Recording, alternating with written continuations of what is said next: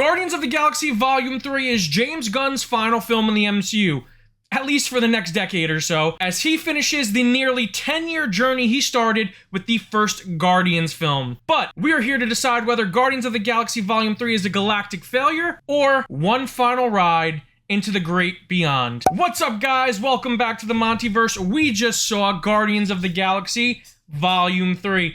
And Nicki, what a journey. What a journey we've been on. I think it's safe to say for both of us that we're emotionally exhausted and spent right now. I'm exhausted. Yeah. I think that's a good way to put it. The movie is an exhausting in the best way possible. Yeah, because it's a good movie. I mean, it's more than good, honestly, but but getting through it was very emotional and a roller coaster. Yeah, I hate the word emotional roller coaster because I feel like it's so overused nowadays, but I can't think of a better way to describe this film because there were so many peaks and valleys emotionally. Yeah. Mm-hmm. I found myself laughing as hard as I possibly could. I found myself feeling immense joy and happiness, and I found myself crying my eyes out. It was truly whiplash. Emotional whiplash would probably be another word to describe this film. Oh god, I'm sure maybe more than normal, I was wondering, oh man, do my eyes look red? Because I'm not a big crier in movies, and I don't even know if I can say I've cried in an MCU film. I cried during this multiple times. I'm not even exaggerating. What James Gunn was able to do with this story, not only does he tell the best story possible for Guardians of the Galaxy Volume 3, but I think for me, someone who didn't enjoy Volume 2 nearly as much as I enjoyed Volume 1, I think this movie retroactively makes Volume 2 better and makes Guardians not only the strongest trilogy in the Marvel Cinematic Universe, but one of the best trilogies in film history. Mm-hmm. I can't even begin to tell you how amazed I was watching this movie. Yeah, and that's what was crazy to me, because I know that Volume 2 is not your favorite film. No. And so hearing you say that when you first told me, I was blown away. But based on what happens, it completely makes sense. And I think to kind of explain that a little bit, it's not that I dislike Volume 2. I enjoy the movie, but I hold the first Guardians film so high because I had such an emotional connection to that movie. That movie resonates, and these characters resonate with me so much that I really hold that first film high. And I think this movie, Volume 3, not only reaches the highs of the first film, but it well beyond exceeds them. It's quite...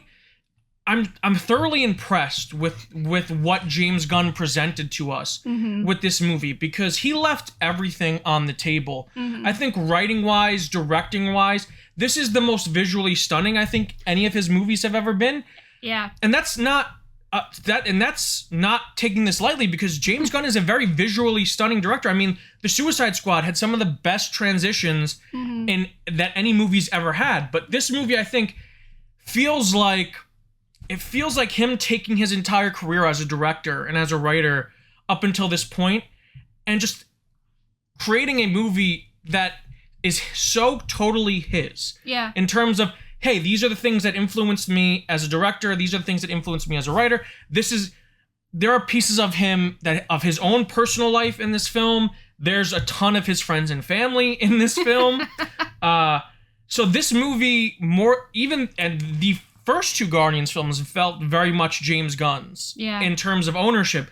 This feels like he's ending a chapter of his life. Do you want to know what comparison just came to mind to me in a positive way is, I think we had talked about example for Thor: Love and Thunder, that felt very much like a Taika film, but in some ways not always in the most positive light. To a fault, yes. Right. This feels like but in the most positive light humanly possible for James Gunn, because I think, like you said, it's beautiful and it has color and it has some vibrancy, but there's a lot of variety in the locations and kind of the shots that he has.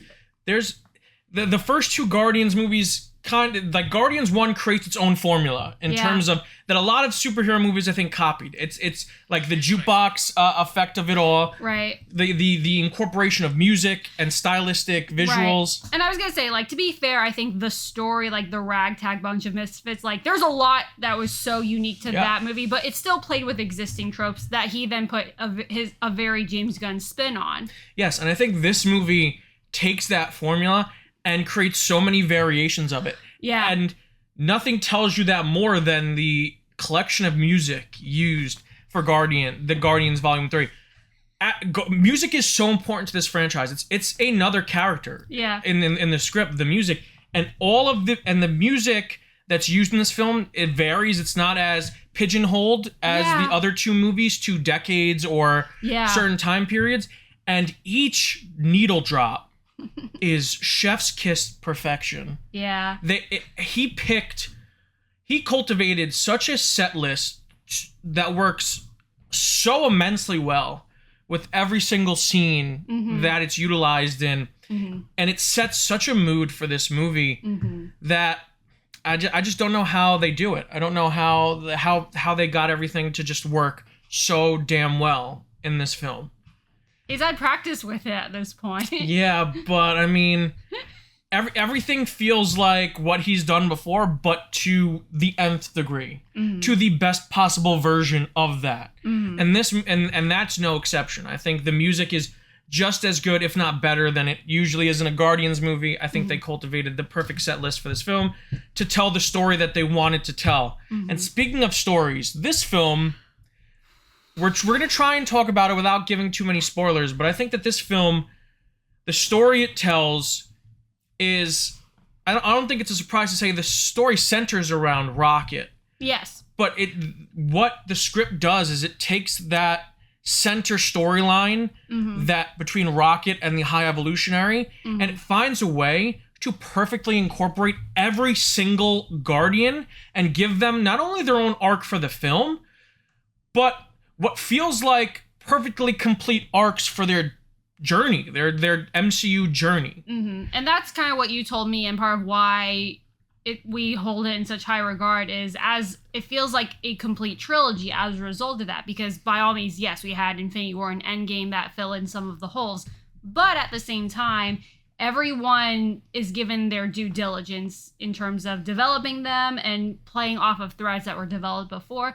And it's tough because I was going to say, on the one hand, this Rocket is in a sense the center of the story. He's kind of the inciting incident. And then, of course, Star-Lord, I think it remiss to say that he's not technically the lead of the trilogy, but it doesn't really feel like any one character is given so much more than anyone else. No one feels sidelined. No. Every character, I don't know how they did it. Every character feels like they have just enough to tell their story. Right. And listen, some characters we're going to be seeing again, some characters we may not see again. We're not going to say which is which, but if this is the last time we see any of them, I feel satisfied. Right. And what's crazy is there's even more of them than the first time. Yeah. And they still don't feel sidelined or like one is that much more important than the other. I mean, even side characters like Kraglin and Cosmo, who...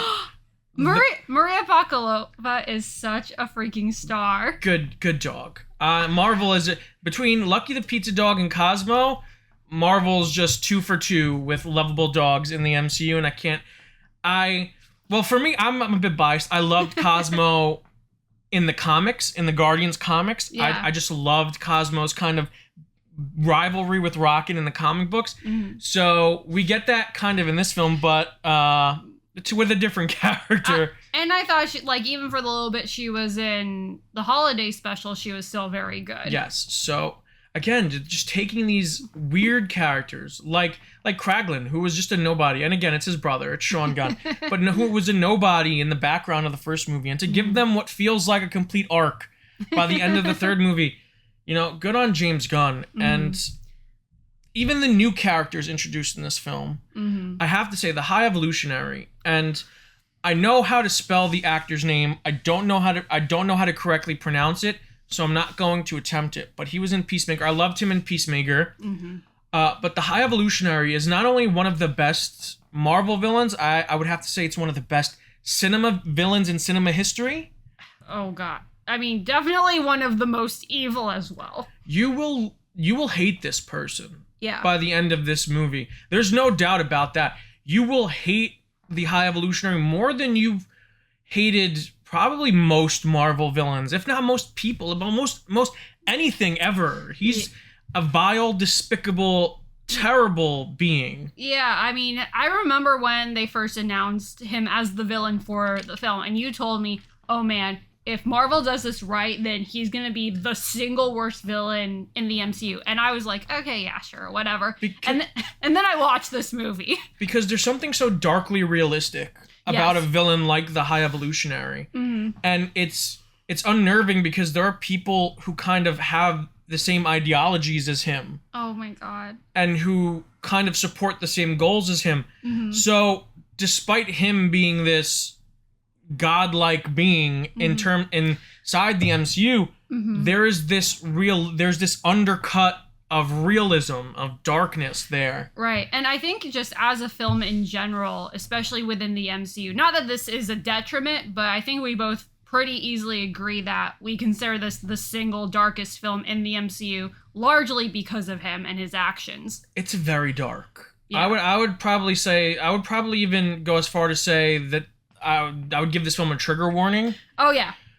I mean, this movie dug up things for me emotionally that were I'm still processing, and so it definitely hit me in all the right spots, and it really struck a chord with me. But I think that's what the best movies do. Yeah, I think that's to its strength, honestly, and like at the risk of sounding like I'm exaggerating, not that I think it would earned it, but I think this is the closest the MCU has earned an R rating, just because some of the ideas and even a little bit of the imagery in terms of it's very mature, I guess, is the better way. Not that it's like... Yeah, I wouldn't go as far as to say R, definitely a hard PG-13. Yeah, like I said, like the darkest and the most disturbing things that are portrayed, I guess. Yeah, there's some very disturbing imagery. There's animal cruelty, so if you're an animal lover, just be prepared for that. Be prepared to experience that. Right, and like just real quick, and that's, like you said, why he's such a terrifying villain is the stuff that's portrayed in this film compared to kind of the fantastical stuff in the MCU. Even though there's still obviously supernatural and sci-fi elements to the way he acts in this movie, what he does is, like you said, it's very reminiscent of things that people could be capable of in the real world that are just pure evil. Yeah, he's just a pure evil being. And I'm really surprised they pushed the boundaries as far as they did in terms of what the High Evolutionary did, but brilliantly acted. Yes. I think small when he had to be, big when he had to be, completely intimidating, scary, vile, putrid. And I think hiring a more well-known actor would have detracted from that a little bit. Yeah, because I actually was kind of thinking that to where we just came from Russell Crowe. Yeah, Kurt Russell. Oh my God. To be fair, he was just in another MCU film. Yes. But yeah, we just came from him, and it's like, oh, I couldn't stop thinking about him. And that, but the clean slate, I think, has that benefit in a way. Yeah, and yeah, it's a very strong film. I think if I had to sum up my movie-going experience, it would be emotional but satisfied. Yeah, I agree with that entirely, because for me, at times I definitely felt a little overwhelmed by the sadness of it, but there's a lot of fantastic humor in it. So like you said, it was definitely the peaks and valleys, and it was honestly a really incredible experience. Yeah. And I think outside of the villain, I think everyone felt like they left it all on the table. From Chris Pratt to Dave Bautista to Pom Klementieff. Yeah, to Zoe. Karen Gillan as Nebula, fantastic. I really think there wasn't a single bad performance in the film. So good. Yeah, I think everyone played the role that they needed to play in this, and they did it wonderfully. Yes, very, very well done. Some of the action sequences in this are breathtaking. A lot of, I would say, a lot of anime influence as well. Oh yeah. We're talking about the anime influence of Creed. Like, I felt anime influence in some of the fight scenes in this movie. Oh yeah, just because some of the things that occur, like, they're a little bit silly, which is already in the vein of the tone, but like even beyond what we've expected. And again, some scenes are particularly vibrant and more colorful than others. I think that plays into it as well. Very anime-ish, very cartoon, very comic booky fight scenes. So I think that's what I have to say about that. But Nicki, we should wrap this up. We will do a more in-depth spoiler discussion, but I will have to ask you, out of 5 Zunes, Zune media players, what do you rate Guardians of the Galaxy Volume 3? Oh man, I thought they were Walkmans this whole time. Well, they were, until it got destroyed in Volume 2. Oh, and shit. Then he was gifted a Zune. I don't know my ancient technology, apparently. Yeah.